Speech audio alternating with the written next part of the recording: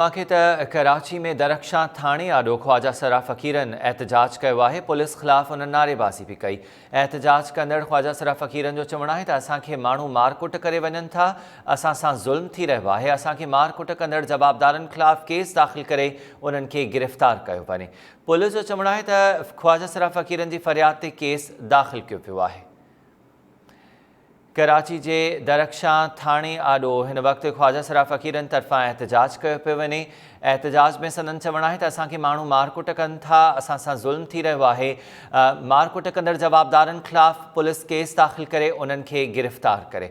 Police जो इन हवाले सां मौक़िफ़ साम्हूं आयो आहे त जिन जवाबदारनि जी निशानदही कई वई आहे उन्हनि ख़िलाफ़ केस दाख़िल कयो पियो आहे।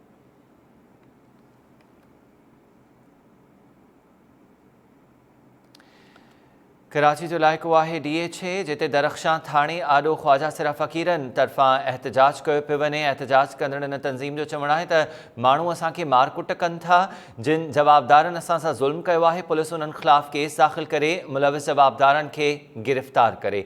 पुलिस जो इन बाबति चवणु आहे त केस दाख़िल कयो वियो आहे। तफ़सील मालूम कयूं था time news reporter Habib Jamali खां। हबीब, छा मामिलो आहे? बिल्कुल खदरा फ़क़ीरनि तरफ़ां डिफेंस जो ही थाणो आहे दरख्शां थाणे आॾो एहतजाज कयो वियो ऐं जेकी खदरा फ़क़ीर आहिनि उन्हनि थाणे आॾो पुलिस ख़िलाफ़ सख़्त नारेबाज़ी कई आहे। संदन चवणो हो त नामालूम जेकी माण्हू आहिनि उहे मारकुट करे वेंदा आहिनि पर पुलिस उन्हनि खे गिरफ़्तार नथी करे ऐं न ई तशदुद जो जेको केस आहे उहो दाख़िल कयो वञे थो। खदरा फ़क़ीरनि जो चवणो हो त हू बि इंसान आहिनि पर उन्हनि मथां ज़ुल्म थी रहियो आहे। पुलिस ख़ामोश तमाशाई वारो किरदारु अदा करे रही आहे।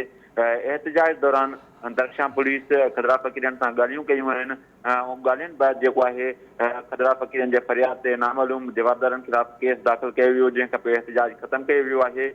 पुलिस जो चवणु आहे त खदरा फ़क़ीर रोड ते बीहनि था, रोडनि ते बीहनि था ऐं उते नामालूम माण्हू उन्हनि खे मारकुट करे वेंदा आहिनि। उन करे खदरा फ़क़ीर एहतजाज करे रहिया हुआ। केस दाख़िल कयो वियो आहे। पुलिस जो चवणु आहे त मामले जी जांच कई पई वञे। जेकी बि तशदुद में मुलविस हूंदा उन्हनि खे गिरफ़्तार कयो वेंदो। महिरबानी तफ़सील ॾियण जे लाइ हबीब।